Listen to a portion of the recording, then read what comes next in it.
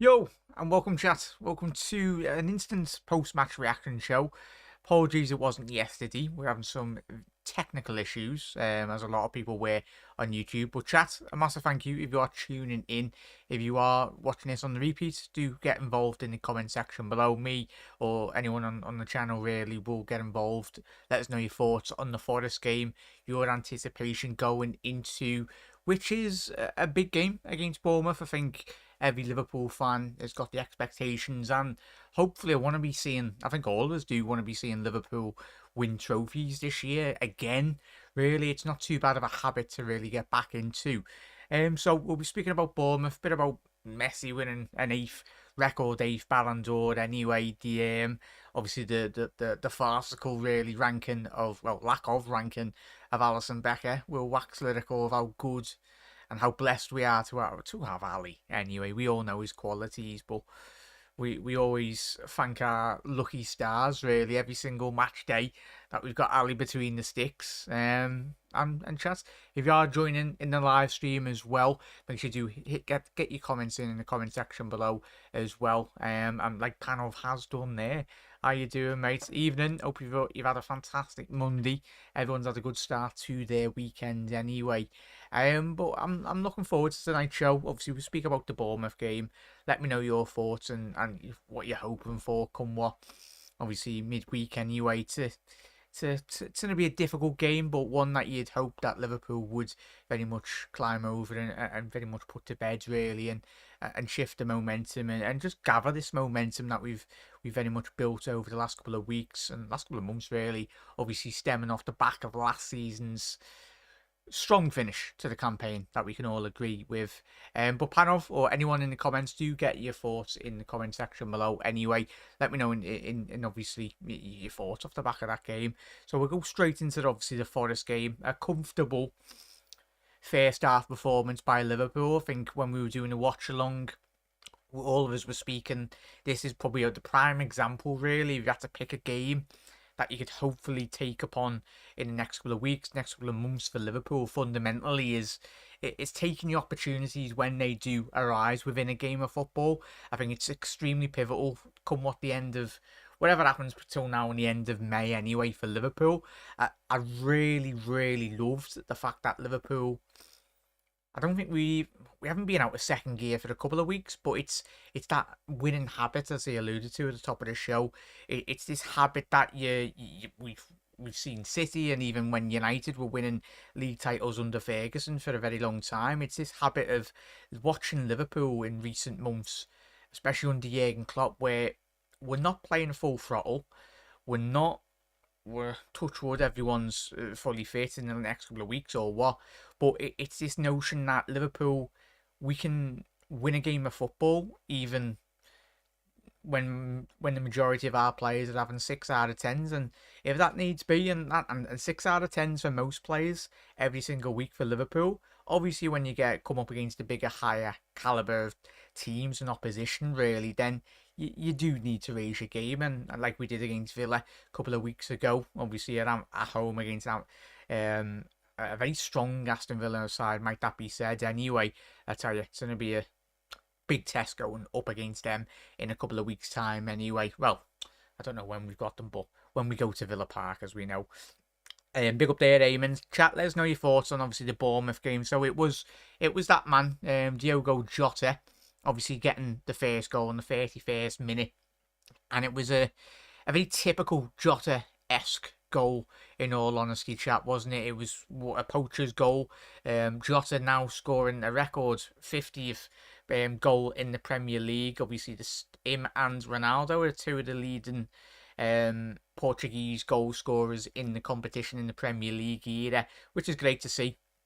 I think if we can keep hold of Jota, keep him fit, keep him firing, really, I think we know how integral he can be into this Liverpool side. But when you think about natural goal scorers, especially within this Liverpool team, I think he jumps to the front of the queue, really. Obviously, we'll speak about Nunes in a little second, but I think, as we know, the qualities that Jota does possess, we we all debated it last season. I think we all wanted more out of Jota, but it was that period in which he was coming back from injury, and it was stop start every single week, and every single time he had a bit of good form, he got injured last year. So hopefully, if he can stay fit, I think as we've spoke about over the last couple of years, really when Jota's come into Liverpool, I think he can be. We've got, thankfully, Liverpool, as we know, have got a lot of match winners, but I think Jota can be that.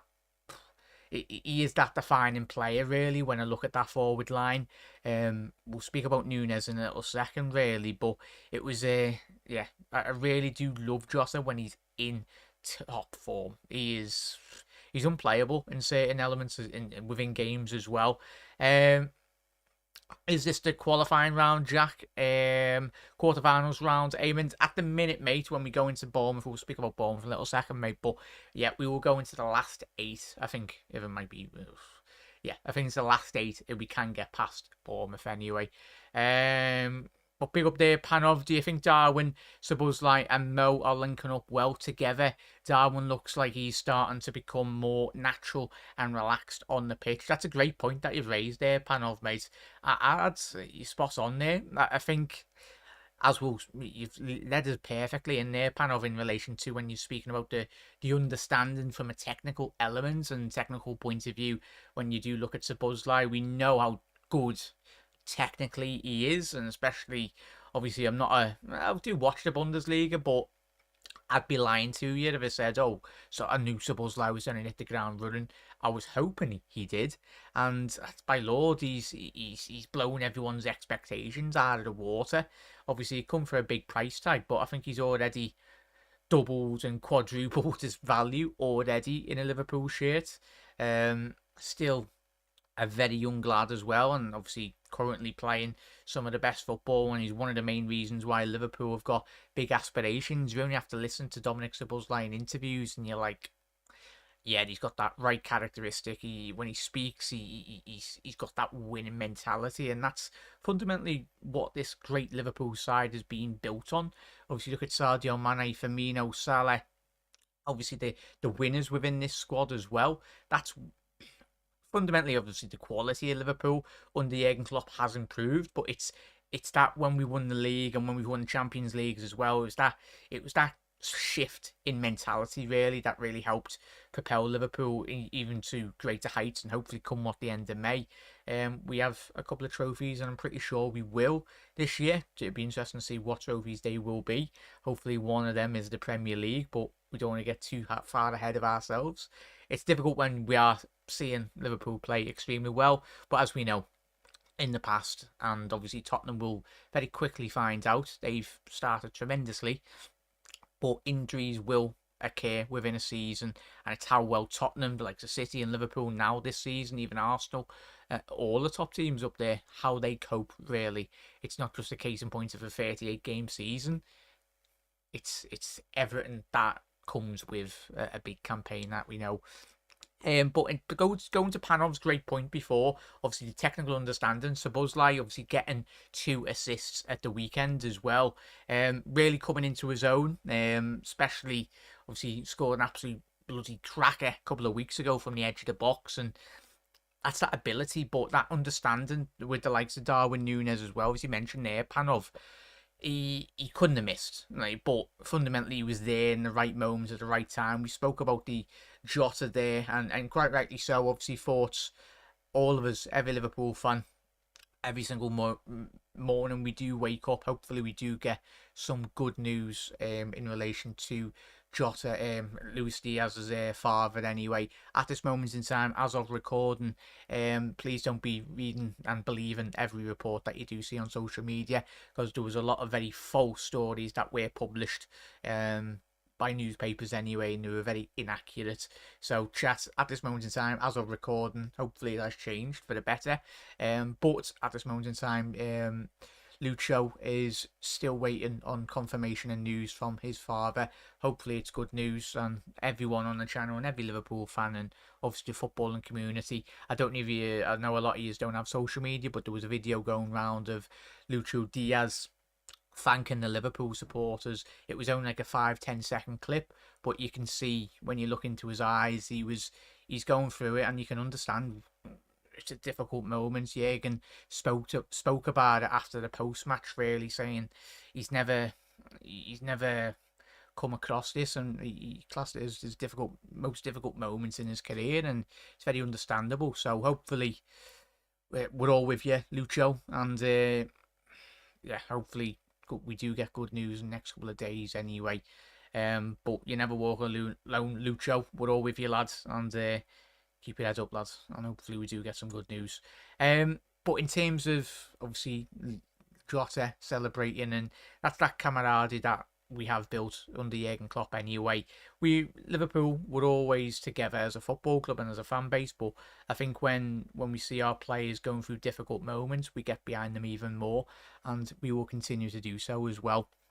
But that a great goal for Darwin Núñez, couldn't have missed, but obviously it was a good link-up play. I think the link-up play between Salah and Szoboszlai as well, chat, is going to be extremely interesting to see how that very much does develop in the next couple of weeks anyway. You'd anticipate it to very much flourish a lot more than it has, but one to keep an eye on anyway.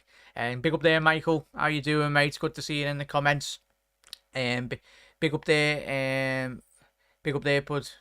Big up there, Puds. Jack, which player would you want to sign in the January transfer window?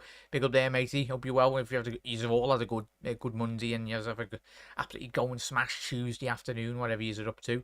The main one, Puds, in terms of the Andre, that's probably the most credible, really. I think we've seen Andre come out with comments over the last couple of days. The Fluminense central defensive midfielder anyway, very versatile, highly regarded in the Brazilian league. I've not seen a lot of him, but what I have seen is clips, but we'll find out. But I'm pretty sure if he does get brought in, we're getting a very exciting technical player, and a player that loves to win the ball, but certainly transitions that ball further forward. So, mate, it would be Andre. And he wouldn't cost a lot of money. By the looks of it, it's going to be about 20 to 35 million euros in and around that ballpark, or might be even cheaper anyway. Hopefully that is the case. But one to keep an eye on. Jota is the most natural striker, always happy when he plays. 100% there, Eamons. I'd agree. Do you want Calvin Phillips? No, mate. I don't want him. He's a alright footballer, and I'm pretty sure Calvin Phillips will be very happy to sit on Manchester City's bench when he's earning 100 grand a week anyway. Like a lot of players have gone to City, and a lot of top teams in general, really. But a good player. But I think for where Liverpool have aspirations, Liverpool need to be signing the next Rodri in ideal sense. But as we know, there's not a lot of Rodris for Manchester City round in world football. Hopefully, if Andre does come in, he is, even if he's half as good as Rodri, then I think we've got not too bad a football then anyway. But only time will tell. Imagine there are 9 better players in the world than Mo. Unreal. Yeah, Michael, we'll very much get to that, mate. Bank holiday Monday here, and happy days, Michael. And I know you probably enjoyed it. And to all the Irish Reds, happy bank holiday anyway. Enjoy it. You all deserve it. And yeah, go and smash Tuesday anyway. And yeah, be good. So, obviously Jota, Núñez, and then we did have yet again another Mohamed Salah goal. That brings his total to this current moment in time in terms of standing of goals. 8 goals and 4 assists, which is absolutely, well, we're surprised. He surprises us every single season, does Armo anyway. I tell you, there's going to be a world when one day in the next couple of years, hopefully he retires at Liverpool. I think we all want that. But it's beyond special, really. It's interesting, as we spoke about already this season, chat as well, in terms of Mohamed Salah. Is technical understanding, really, and I think it's massively helped that we've already mentioned with Szoboszlai really unlocking a certain side to his game that potentially we might not have seen, even though we are 5-6 seasons in with watching Mohamed Salah bombing it down the right hand flank, or when he does drift in those central areas, he's explosive in terms of when he gets between the sticks, and even creating really as well. He's absolutely amazing, Mo. Obviously, he's only a couple of assists anyway. I think if the assist did count against Tottenham, or the goal contribution anyway, that was chalked off, then I think he would have broke another record as well. So that's amazing, in all honesty. But Mo, keep it up, lads. I'll tell you that now. Obviously, Erling Haaland's on 11 goals, 2 assists, but Salah's not too far behind on 8 goals, 4 assists as well, so long may it continue. Darwin Núñez on 4 goals, 3 assists in the Premier League as well, which is not too bad. Jota's on 3 goals in the Premier League, so our lads are warming up and at the perfect point in the season as well. So, chat, let us know your thoughts on that game, really. But as we go transition into, obviously, the big game midweek against Bournemouth, it's going to be, as bear with me 1 second here, chat, as I get the other fixtures up in the competition this midweek anyway. So, it's in terms of... So, yeah, we're playing on Wednesday night. But in terms of the draw, other teams that are left in this draw, as we know, if you're not aware. So, you've got Mansfield versus Port Vale. Then you've got Ipswich at home against Fulham. And then you've got Manchester United at home against Newcastle United. Obviously, Liverpool travelling all the way to Bournemouth in the away fixture. Chelsea versus Blackburn Rovers. Blackburn have been absolutely fantastic this season, as we anticipate. They started well last year in the Championship and then very much fizzled out. But you'd like to hope that to see really Blackburn, wouldn't surprise me if they pull something out the bag really against Chelsea. I think everyone that's turned up at Stamford Bridge in the last 12 months, I think they've come away with exactly what they've wanted anyway. So you got a big game in London as well. West Ham versus Arsenal, and then you've got the Ev at home against Burnley, and then Exeter versus Middlesbrough. So I'll tell you what, if you're Mansfield, Port Vale, Exeter or Middlesbrough fan, you're licking your lips with the prospects really of playing an extremely big team in, and we know how the financial aspects, we all know the financial aspects and the financial rewards when you do get late into these competitions. I think for a team like Mansfield or Port Vale, if you did get a home tie, or probably works better if you are playing away from home, because obviously then you probably would get half of the gate receipts.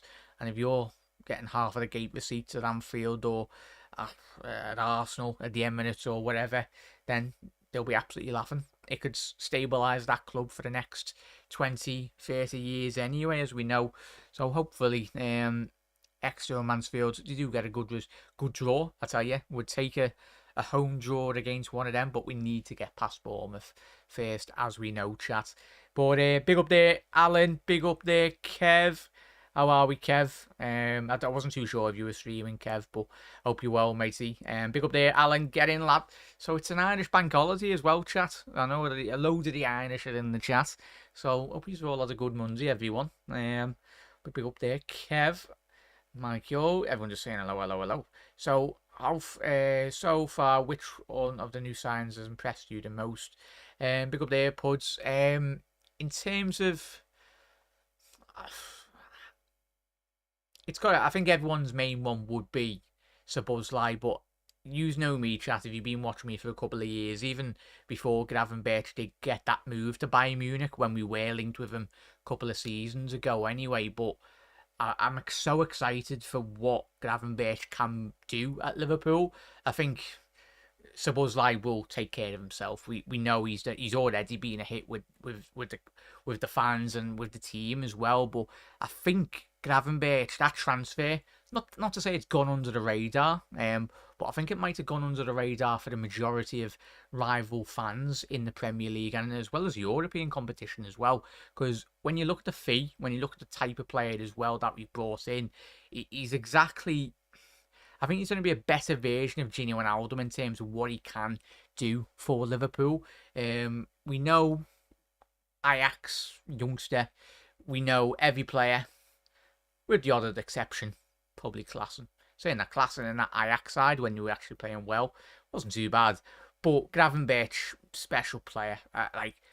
He is, and I keep on saying it, I said a couple of years ago as well, the fact that we got him for so cheap this season, he is easily £100 million player if he can stay fit and he can develop well. He's got every tool exactly what Liverpool need. He's dynamic. He's extremely good.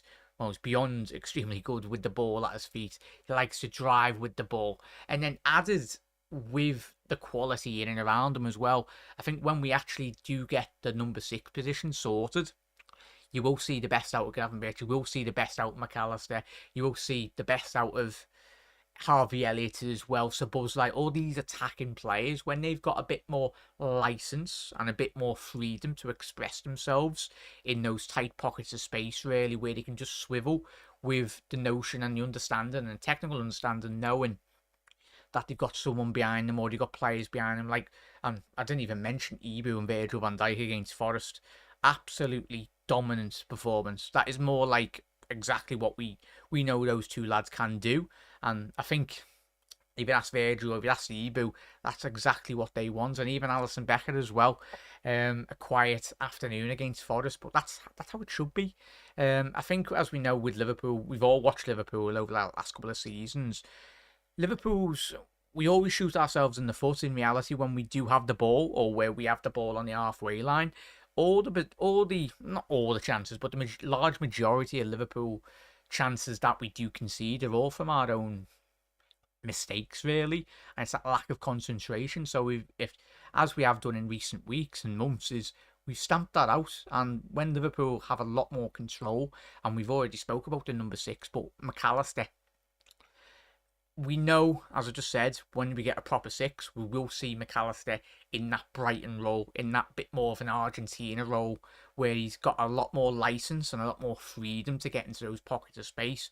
Could you imagine Szoboszlai down the right, McAllister off the swivel, really? And it's going to be magical. It's absolutely, as that the famous Liverpool song does go, it will be poetry in motion.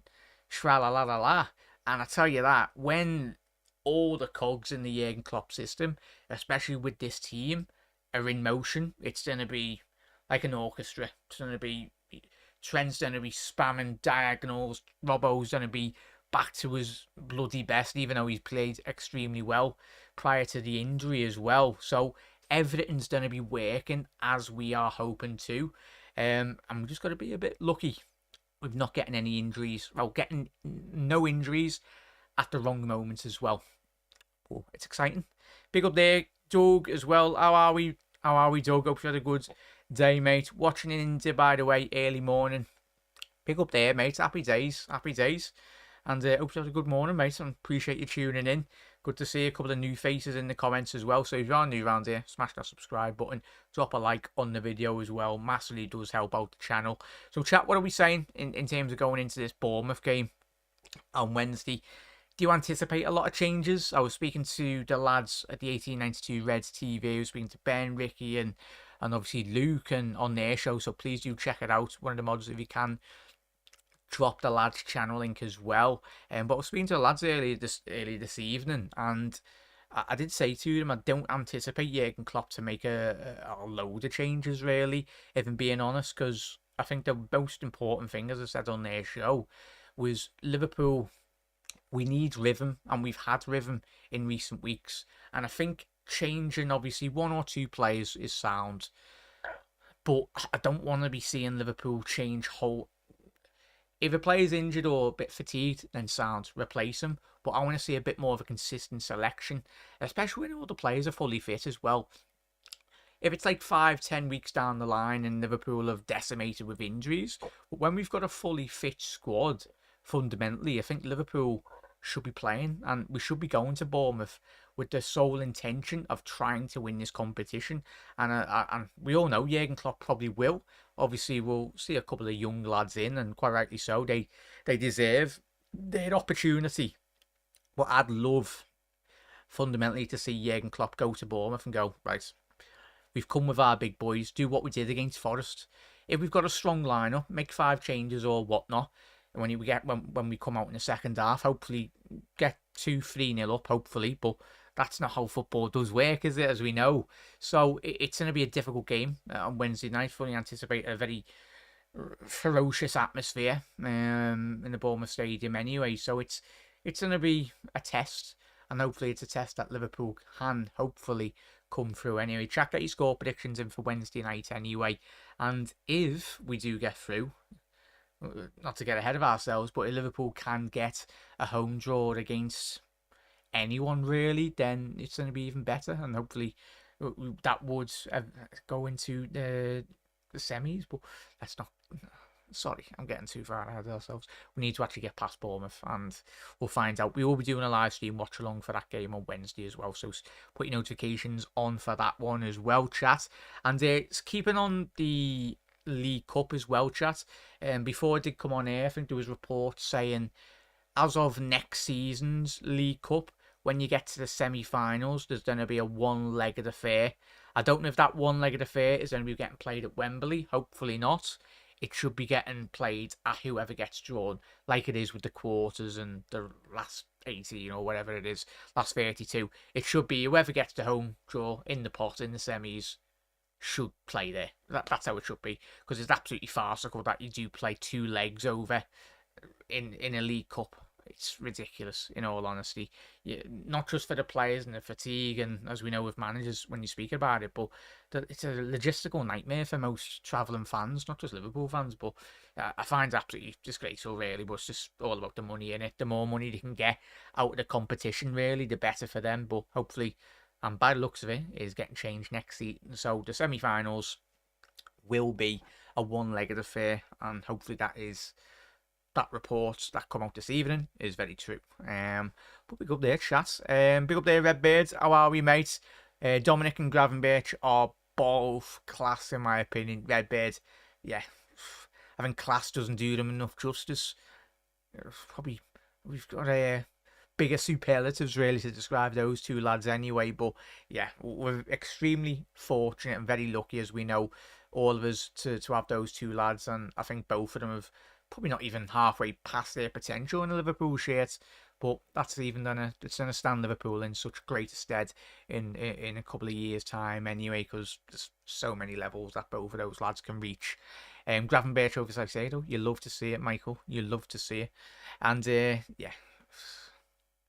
So I'm not gonna say I'm gonna feel sorry for Saicedo and Lavia, because they went for the money, and anyone that, if they were thinking about from a footballing perspective in terms of how they can elevate their career and actually try and at least win trophies, then they would have come to Liverpool. But we all know why they went Chelsea.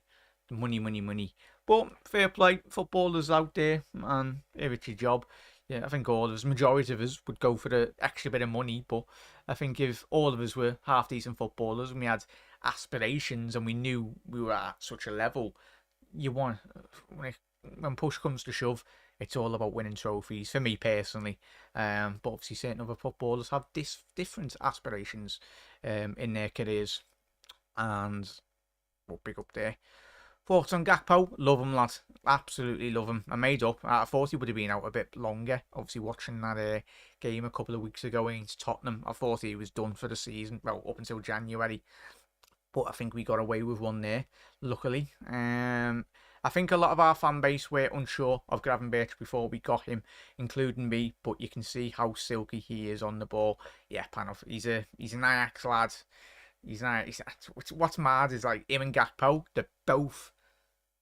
Gakpo's about 6'3", 6'4", absolute giants as well. And I think Gravenberch is quite similar height as well. But for two tall lads, you know they have come through the classic Dutch academies, really, where they are trusted, even tall players. I think one of the best, Ruud Gullit, what a player. Like, as I said, wasn't alive back then, but he was certainly a player that had so much quality, and quality for the big lads as well. But big up there, Andrew. Hello, Andrew. How are we, matey? Hello, Jack, lad. I think we will win, but it will be a tough. Just watched Hugh Jackman's Logan, last Wolverine one. Happy days there, Andrew. Hopefully you enjoyed that, mate. It's a good film. Good film, that. And yeah, I know you're a big fan of your Wolverine, Andrew. Happy days. Big up there, Nigel. How are we, mate? Gakpo is technically very good. Is common with Dutch players. Can only be good for our young lads to train with these. Yeah, 100% there, Nigel. It's as we all know, it's a typical Dutch philosophy, really, as they promote the youth and they really take time in nurturing the talent, and they know how to get the best out of them from a technical standpoint as well. 100%. Cooper is going to be in the Liverpool-Brentford matchday programme. Happy days there, Kev. Happy days, mate. Gakpo was technically very good. Good to hear that, Kev. Going to see what, boys? Happy days there, Nigel. Enjoy that. If Everton getting relegated, then why not Man City? If I'm not wrong, they have breached 100 plus FFP rules. Pods, it's one of them, mate. It's one of them. We'll be here all night, but we're not going to talk about that lot for this evening. But yeah, hopefully there is a bit of the footballing people that actually love football do get the correct decision over the line anyway. Great band. Michael Gakpo, in my opinion, for Michael, is a number 10 for me. Nunes always up front through the centre as well. Michael, yeah, as we know, I think we had a couple of lads from PSV when we did sign him, Michael, all the PSV season ticket holders and everyone were jumping in the stream. And they were telling us his crossing and everything, he's got every element. And we were like, oh, bloody hell. And our good mate Swat, if in the comments, give us a shout out, mate. But subscribe to the channel, obviously a PSV season ticket holder. He told us exactly what to anticipate. And he didn't prove, he was absolutely spot on about him in terms of his quality as well. Never seen him live. I was surprised Liverpool went, as I say, they should have done this for Bellingham. I think even if we would have bid for Bellingham, mates, I don't think he would have joined Liverpool as much as we wanted him. I think he was always destined for Real Madrid. As much as we tried to flirt with him, as we did, even Steven Gerrard had to go.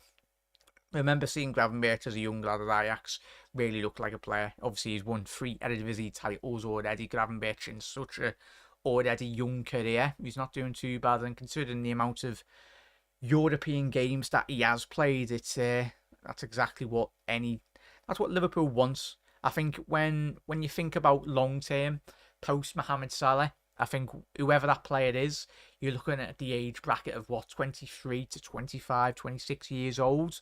A player that has got probably over 100, 150 appearances, senior appearances. And then you're looking at the European level as well from a technical aspect. You're probably looking at the range from about 100 to 150 European appearances as well. So it's going to be, there's not a lot of them in terms of when you think about the statistically and all the data. There's probably players out there that do tick the box. But I tell you, I don't think it'll just be one player that replaces Salah. I think we might have to think about potentially, as I said at the top of the show, I'm hoping Salah retires at Liverpool. But when the time does come, I think it might be, we'd have to look at 2 players to come in to the squad and very much hopefully nail down and add to the team, add to the goals, add to the assists as well.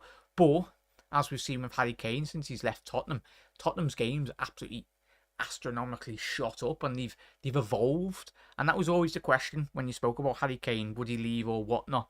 I think we're already seeing in a matter of weeks since Harry Kane's left Tottenham have got better, in all honesty. Obviously it's helped with the management and all that, but I think from their own perspective, it's not just a one-man band really of him and Son and a couple of the other lads. It's a case in point of Maddison coming in, Kulusevski's come about a bit more form in recent weeks as well. So yeah, it's gonna be one of them, mate. I think Andre happens in January from Andrew. There's a load of speculation. Yeah, Andrew, I think that's more or less absolutely all boxed off, in all honesty, mate. It's gonna be one to bookmark it. As we know, he's done plenty of interviews over the last week anyway, so which is always positive. And hopefully Fluminense can very much win. Is it the Copa Libertadores or something? Or the Champions League of South America anyway? I forgot to tell you, Jack, all my ancestries. Oh, happy days there, Kev. Yeah, I'll watch that tonight, mate, when I go to bed. Happy days. Favourite, chat. So, chatting amongst each other anyway. So, chat, get your score predictions in for the Bournemouth game. I'm not going to give mine because, you know, me with score predictions. If anyone watched me World Cup ones, weren't the best. Um, so Bournemouth, hopefully that is really good, and we get the performance over the line. We will be live on Wednesday night for that game, which I'm looking forward to. I just want to be. I think all of us do want to be seeing Liverpool just win trophies this season. Pud's gone with 5-0. Hopefully that's the case, mate. Hopefully. I think I'll tell you mine. I think I went 3-1 on Ricky and Luke's live stream earlier on this evening as well. And hopefully United get knocked out by Newcastle. And West Ham do the business against Arsenal, and Burnley beat the Ev. But we'll find out come Wednesday night anyway. But going on to this absolute utter shambles. We'll speak about Messi in a little second and his quality, as we all know. But if you're probably not been on social media, bear with me 1 second whilst I get the bloody rankings up for this absolute joke of a ranking system. Where's the Yashin rankings? So, we'll start with the Ballon d'Or rankings, chat. I'm not going to go through all of them, but we'll go from... Where is it? So, start from there, if it lets me. So, from 20... Oh, no, I won't go that far. So, we'll go from 20th in the Ballon d'Or rankings. We know it's just a popularity contest anyway. And so we'll go from 20th, if you've been living under a rock this evening. So, 20th in terms of Ballon d'Or rankings. Lautaro Martinez, 20th. Harry Kane, 19th. Jude Bellingham, 18th. Skelia of Napoli. Not going to pronounce his whole name because I'll butcher it. He was 17th. Benzema, 16th. Martinez got 15th. Gundogan got 14th. Yassine Bouno, obviously the Moroccan goalkeeper, he got a very good 13th ranking. He's had a very good season, obviously helping Morocco get all the way in the World Cup, and obviously helping Sevilla win the Europa League last year as well. Lewandowski got 12th. Armo got 11th in the Ballon d'Or rankings. Luka Modric 10th. Andre Silva 9th. Victor Osimhen 8th. Julian Alvarez, which I would have put a bit higher, has got 7th this evening, chat, which should have at least been a bit higher for me. Vinny Jr. got 6th, which is respectable. He had a very good season last year for Real Madrid. And then your top 5 as it stands, and the winners, obviously the Ballon d'Or and that. Rodri got 5th. Kevin De Bruyne got 4th. Kylian Mbappe got 3rd. Erling Haaland, surprise, got 2nd. And it was Leo Messi winning his 8th Ballon d'Or. I think we're very blessed to be living in an era of Messi and Ronaldo. I think I'll be telling my grandkids and grandkids of how good this fella was. He's an absolute phenomenon, and it's going to be a sad day when he does retire.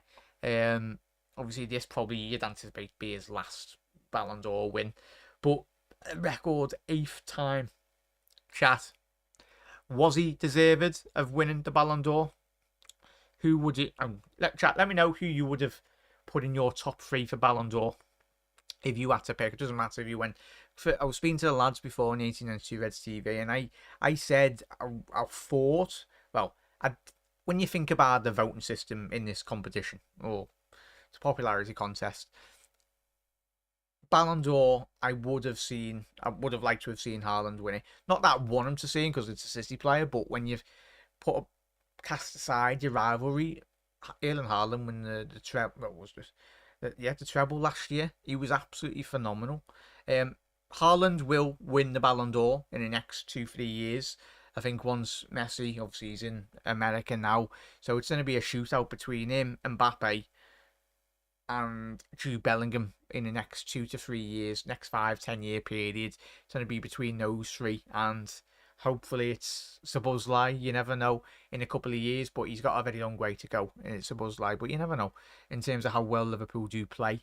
But for me, I was wouldn't have been surprised if Haaland won it. I felt from a footballing standpoint, he should have won it, considering what he done for Manchester City last year. But Messi win the World Cup probably does trump. I think we've seen with past winners when they have won the World Cup, it does play a massive role. Obviously, you look at Luka Modric getting knocked out in the final of the World Cup against France as well. I think that year Modric won the Ballon d'Or, quite rightly so. He was the best, was he, playing in world football. Like, he was playing so well for Real Madrid that season. Well, not just that season, but the last 10 years since he's been at Real Madrid. So, very special player. Anyone who's seen Dr. Socrates, check him out. Obviously, the Brazilian central attacking midfielder, Nigel, the Doctor. Well, that was his nickname because he was I think he had a doctorate in Doctor. Which is amazing, which is fantastic. That was the days when footballers weren't just footballers; they had other day jobs as well, which is amazing. There's so many intelligent footballers out there. You look at footballers that know about 10 languages now, which is truly amazing. Obviously, when you've got that amount of money, you probably get a bit bored and you want to learn languages. But I tell you what, there's so many intelligent footballers. I think is it Flamini when he retired? Obviously, we remember that the French midfielder for Arsenal. He's a multi-billionaire now. I think he's built like his own company, or he's done something, and he's got a pretty penny anyway now, which is good to see. Brian's gone with 10-2. I don't have a clue what I'm doing Wednesday for the game. Andrew, we'll try and sort something, mate, anyway. See what I'm doing anyway. You're very welcome to come round if you are wondering what to do. Anyone who hasn't seen that, Pud's gone with a 5-0 win. Brian's gone with 10-2 to Liverpool. Hopefully. They're 100% Spurs it, but I think less so than before. So dips in form instead of 10 this season low. Michael's gone with 3-0. Panov's gone with a 4-0 win against Bournemouth. He won the World Cup. He's always going to win it as well. Big up there, Brian. How are we, mate? A bang on the year as well. I hope you had a good day, mate. Yeah, true there, Brian. Bollocked. Big up there, Nigel. Kev's gone with 3-1 if the kids start, and if the main team or near start, it'll be 4-0 as well. Pods, yeah, true there, mate. I think I've seen a lot of people say that on social media. Chat and Pods and everyone in the comments. Does that spoil it really? I think it's the modern day social media world we do live in. I think everyone wants news every single 10 seconds. We want updates constantly as well, but I'd agree there, mate. It does spoil it, but I think it was always used to be the case in the Ballon d'Or ceremonies, or like the FIFA Best Start 11. It always got leaked somehow. But I think with the social media presence of Romano and other great journalists out there, then it's probably too much coverage for certain sports stories now, but that's his job. He gets paid for it, quite rightly so as well. So he's done a report on it, and quite rightly so. We should do anyway. And he's got a lot of access as well with all of his connections, because he's done a tremendous job over not just this year, but he's one of the most hardest working journalists, sports journalists out there anyway. Kev, Messi ended the GOAT debate when he won the World Cup and now topped it off with the 8th Ballon d'Or. Oh, Kev, we're not going to start this. I think, chat, is Messi the greatest player? I know there's a lot of the old guard out there. There's people from different generations. I obviously didn't grow up in a generation of watching Pele and Maradona. But Messi, yeah, I think in the next 100 years, I think we'll be very fortunate, extremely lucky if we do see a player better than Messi. Not to say that there will never be a better player than Messi, because I think a lot of people did say that about Maradona, and there'd never be a better player than Maradona, how special he was, how gifted he was. But Messi, yeah. I think I remember as a youngster growing, I think when we all watched that great Barcelona side, obviously the winner, or a couple of winners against Manchester United. Obviously that, was it the night in Athens?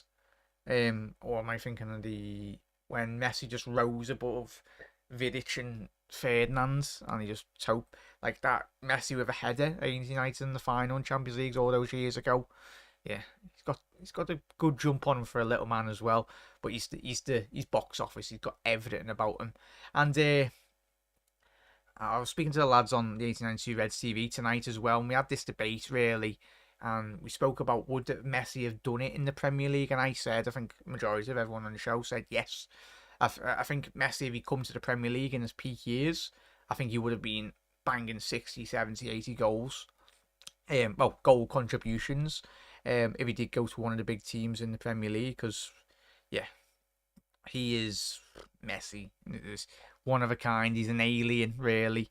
Liverpool win 3-0. Nigel's going with 3-0 win against Bournemouth. Regardless of winning the World Cup, I thought Haaland winning a treble would have got it. Messi got it because they want to solidify him as the GOAT. Simples. True there, Kev, and I think we'd probably all agree with that as well. Michael would have went with, like me, probably would have went with Haaland, but as Kev's alluded to in already chat, yeah, it's understandable. You can understand why he's won it.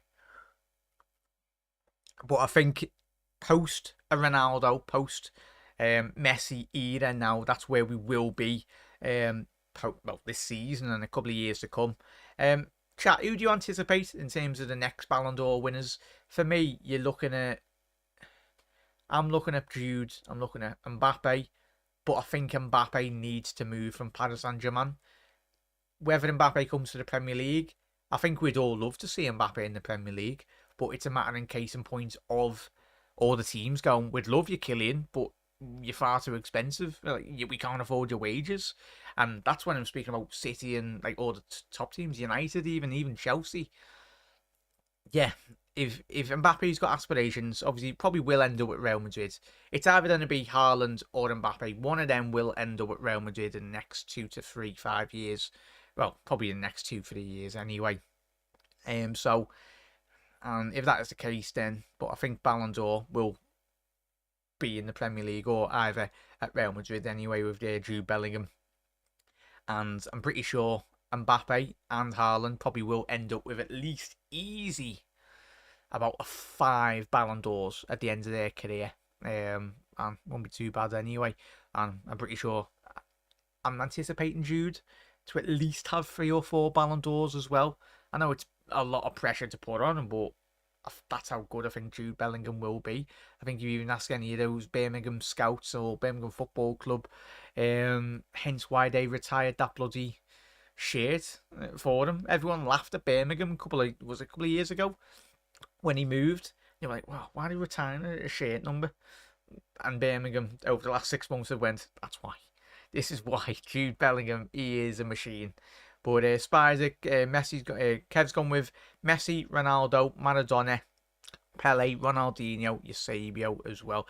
That's a player I wish I would have loved to have seen. Obviously, I've seen documentaries and all that, but in terms of actually watching them in the stadium, Eusebio, man, legend, absolute legend of the game. Zidane peak was absolute class as well. True there, Michael. Panel's going Messi, best player in recent years, and thankfully his last Ballon d'Or, 8. Yeah, mainly down to goals, contributions, comps won, games played. Whoever the sponsors want most, Jack. True there, Nigel. True. Rafael Leao might win one. How old's Rafael Leao? What is he? Is he 22, 23? Well, I think he might be a bit more older as well. I think if Rafael Leao did come away with a Ballon d'Or in the next 5, 10 years, he'd be extremely lucky. Because I think when the biggest robbery in Ballon d'Or history, as we remember, was Ribery. Was it 2006-07 year when he got absolutely robbed? And I think for obviously the COVID year that we did have, I think it was wrong of the competition not to give Lewandowski that Ballon d'Or. I don't think any footballers or any football fans would have been disappointed to have seen Robert Lewandowski given the Ballon d'Or that year. It was ridiculous numbers. I think so. Lewandowski and obviously Ribery, 2 of the biggest robberies in recent times in this competition. Anyway, Mike wrote us down at the end of that list and never showed low. What about Kaká? Legend, obviously already a Ballon d'Or winner.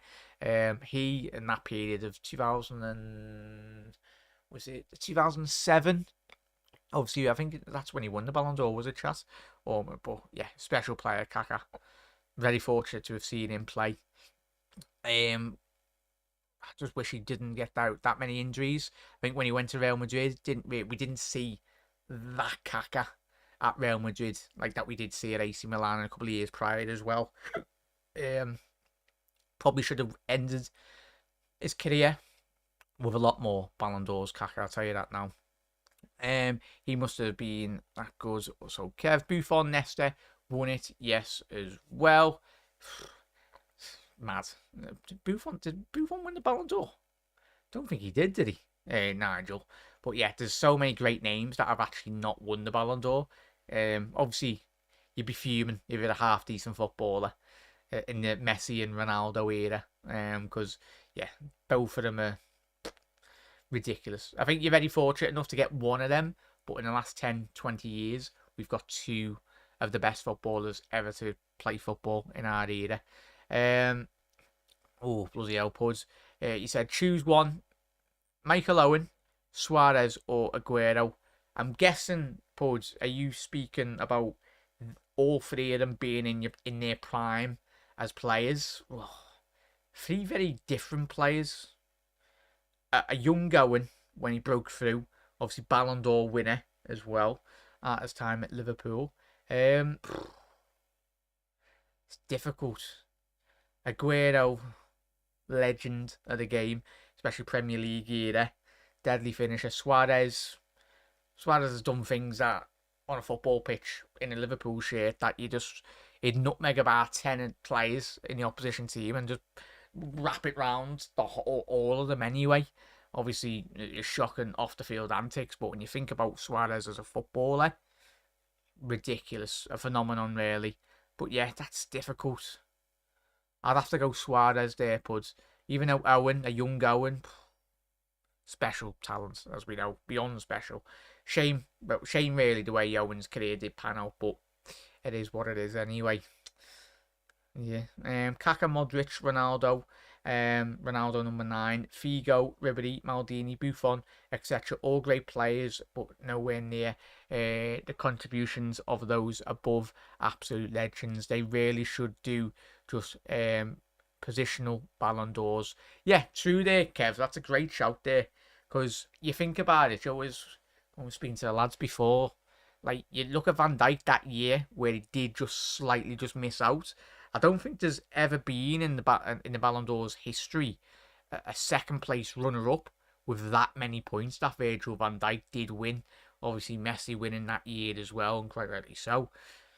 But yeah, that should have been Virgil van Dijk's, but it wasn't.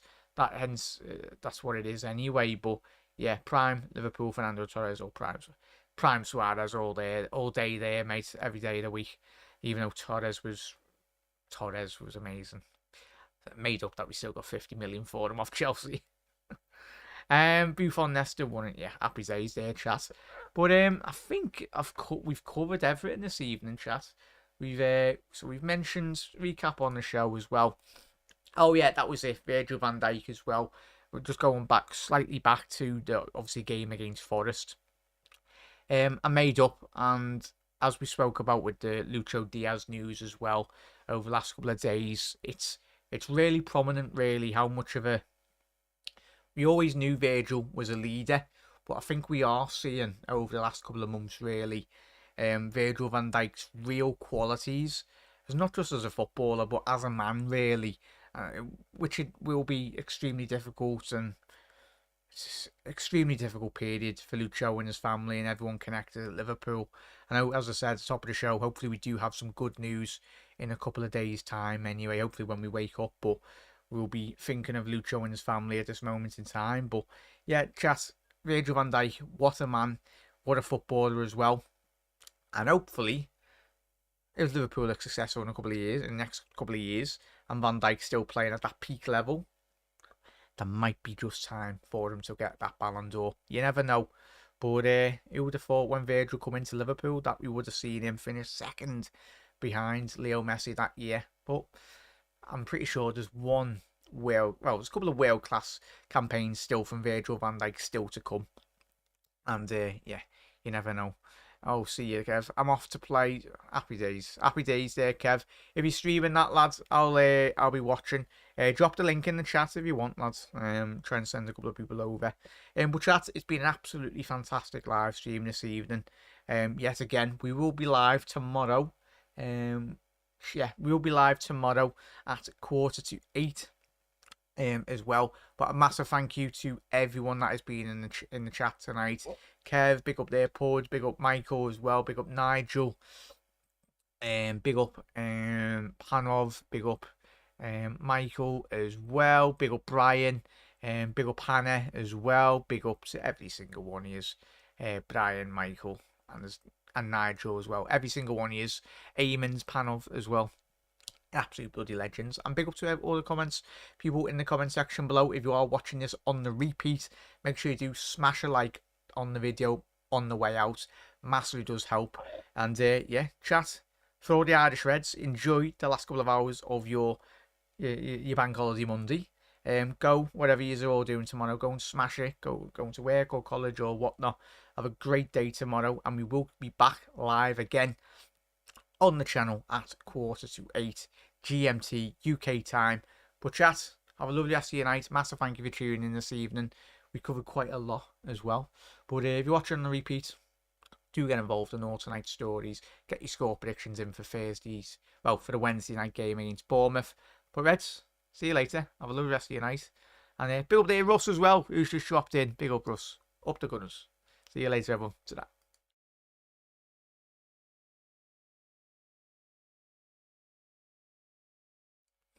I've just seen Kev's comment. That's a red card, that Kev. It's a red card.